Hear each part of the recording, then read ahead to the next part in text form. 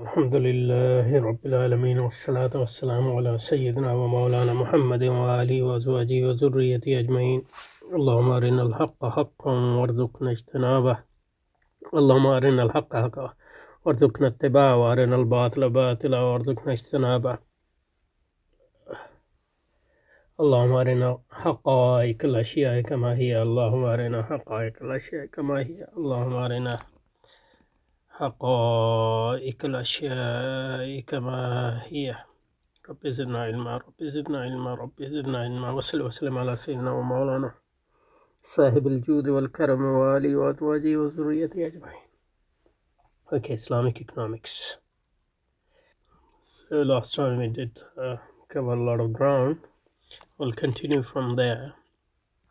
So Islamic economics represents an attempt at legitimizing the ethics and institutions of capital. So ethics of capitalism, how does it legitimizes the ethics of capitalism? I think there are two things here: the ethics of capitalism, and we have talked about it before, and how does Islamic economics legitimize it? And I'm going to focus on the latter, or the on the latter more than the former. Okay. So the two questions: what's the ethics of capitalism, and how does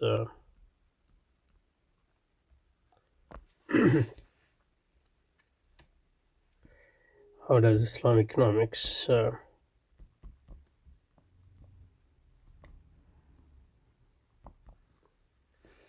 justifies it or legitimizes it?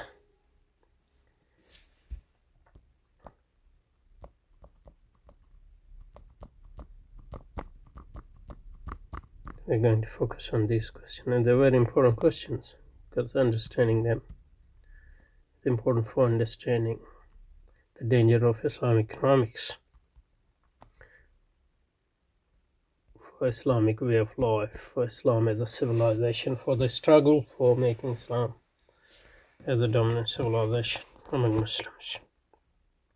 So let's start with the ethics of capitalism. So the ethics of capitalism, the foundation of ethics of capitalism is based on freedom. And belief in freedom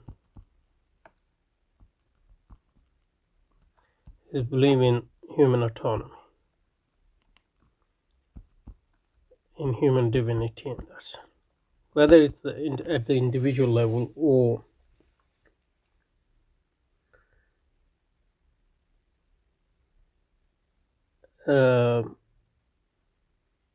at the level, the social level or the species level. And the second aspect of it, this is eternalization of this world.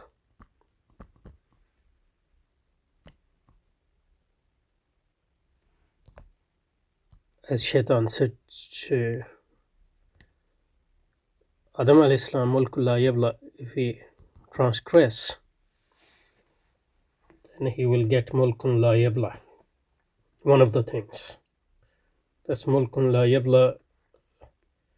That's the ideal form of the realization of freedom called progress or whatever. So the core of the center of ethics of capitalism is freedom, and from freedom essentially is the worship of self, and this worship takes the form of worship of desires. So basically, when you give yourself wholehearted freedom, sovereign is your desire.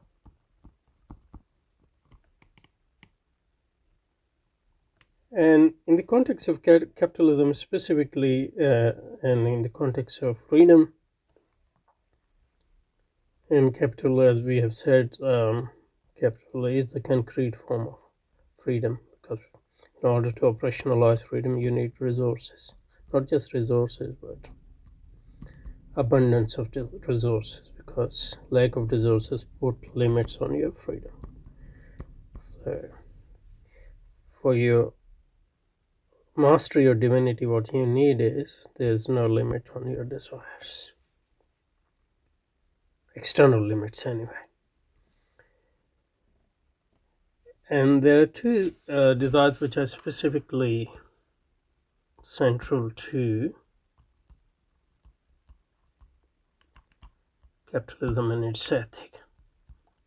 Those desires: avarice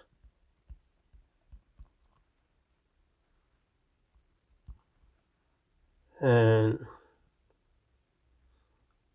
the desire of what Christians used to call covetousness. In our tradition, it's called hasad, or jealousy. And this is desire for accumulation, desire for more and more, kathra. And this is covetousness, hasad, or jealousy. And this is the engine of this ethics, because you compete with other to have more. So you burn inside the fact that you have less than the others. And in Quranic terminology, these two are covered in what we call a takasur. Al-hakum takasur. So that's basically, this ethics is based on a takathur, rivalry in. So takathur is rivalry in the worldly gain. This is the exact opposite of the Islamic ideal, Islamic ethics, which is rivalry in the otherworldly gain, or al-akhirah, or sabiqu al-khairat. That's another way of putting it.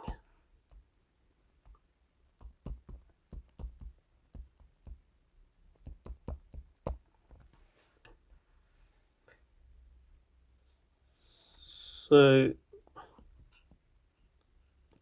this capitalist ethic is this ethics, Islamic ethics, which is focused on rivalry in the otherworldly gain, or musabika bil khairat, that based on the set of values and characteristics which go with that, which is zuhud, az-zuhud, al-faqr,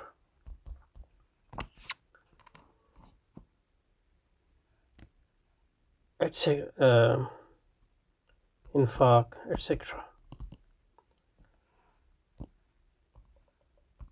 And musabika, or rivalry in the worldly gain, or the capitalist ethics, is more based on the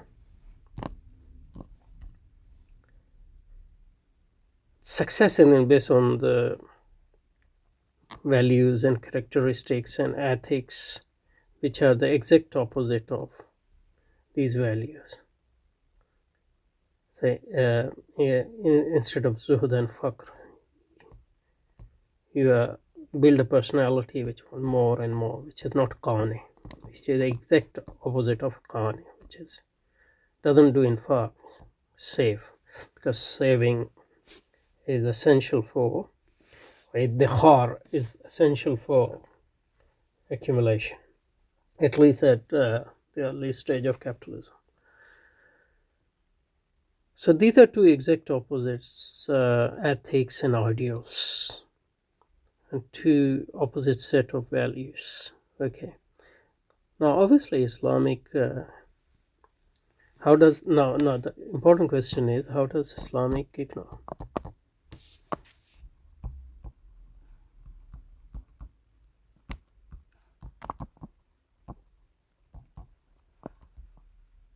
justifies or legitimizes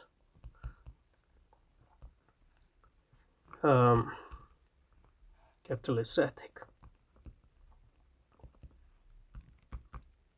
That's very, very important to understand, because obviously Islamic economics cannot deny that these are Islamic values and these are capitalist values, and they are opposite to each other.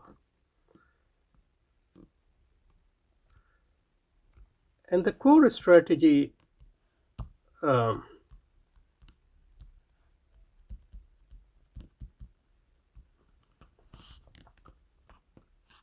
for this is a conception of Islam, Islamic way of life,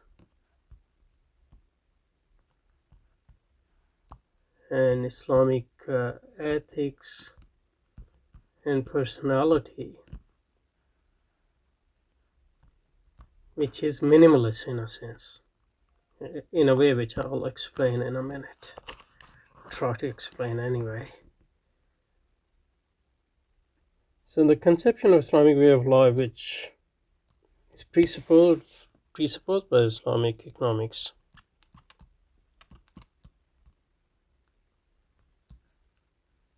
on the one hand, it privatizes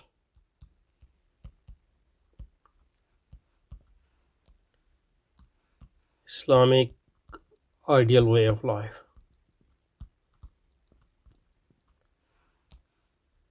saying that the real thing is Sharia. Sharia is basically limit. It's not a positive concept.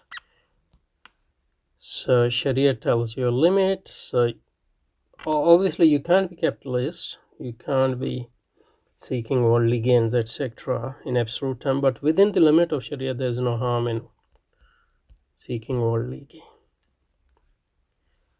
And Zuhud and Infaq, etc., they are like optional, they are not obligatory, they are private matters.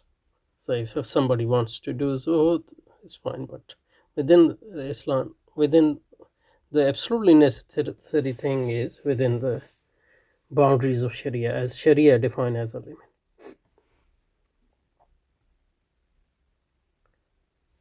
Now, in a sense, this is true, but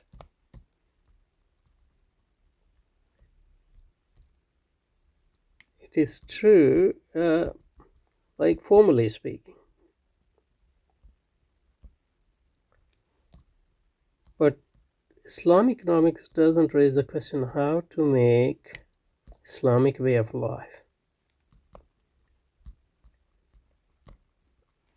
the prophetic values, as socially dominant, popular,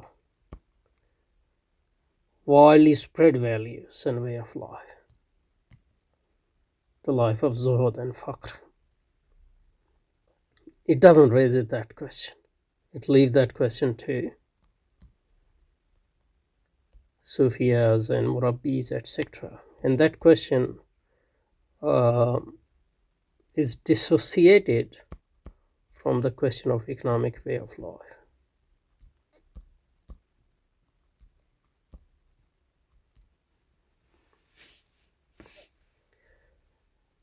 And in a sense, ihsan become a private matter. It doesn't have any social, it's not part of socialization. And that socialization is not linked to economic activity of a Muslim or Muslim community, etc. Once you dissociate the question of economics from the question of ihsan and ideal personal life and socialization, and limit it to Sharia, and then you limit Sharia itself into a limit concept, then easy for you to legitimize and justifies capitalism, in the sense that you say that capitalism is accumulation of worldly gain, but We reject that, but Islam tells us to do those worldly gains within Islamic limits. So Islam itself becomes a limit concept. Limit concept. It doesn't remain a way of life. So question is not how I should excel in prophetic way of life. How should Islamic community and socialization occur within the context and within the footstep of Islamic way of life? That Islamic economic activity is organized in a way in which at every step you ask whether it will increase zuhd and faqr and hubul akhirah within a private Muslim individual, within individual Muslim and within Muslim community or not. You don't raise that question. You focus on the question of whether within a limit concept, Sharia the limit, this is permissible or impermissible. So you live your life according to permissibility criteria, and that permissibility criteria itself is based on a minimalist concept of Sharia as a limit concept. So the actual way of life which becomes popular is the capitalist way of life. The only thing is within the limits of Sharia. But obviously, just based on limits, these limits can't sustain themselves. And what overwhelms these limits is the capitalist way of life. Even if formally, to a certain extent or for a certain period of time, you can withhold onto that limit. But based on this concept, Islam can never be a civilization, a culture, a popular way of life, which is totally different from the capitalist way of life. So one way, so just to go back to it.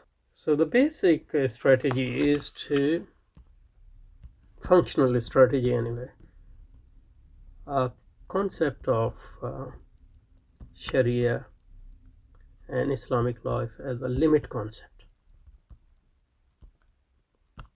a minimalist limit concept. And secondly, dissociation economic questions and economic strategy from the question of spirituality at the level of self as well as at the level of society and socialization and at the level of state. And dissociating Islamic economic activity of Muslim community from the question of the dominance of the Islamic way of life and civilization. And that paves the way for penetration of capitalist way of life into Islamic way of life and society. So basically, the self is being groomed under capitalism, the society is socialized under capitalism, and the state policies are capitalistic only within the limits. And limits are conceived as minimalist limits, forms, boundaries, but based on these minimalist concept, these bare minimalist concept, these boundaries cannot sustain themselves for long. So that's why Islamic economic strategy in the long run end up with the turning Islam into a totally capitalist way of life, etc.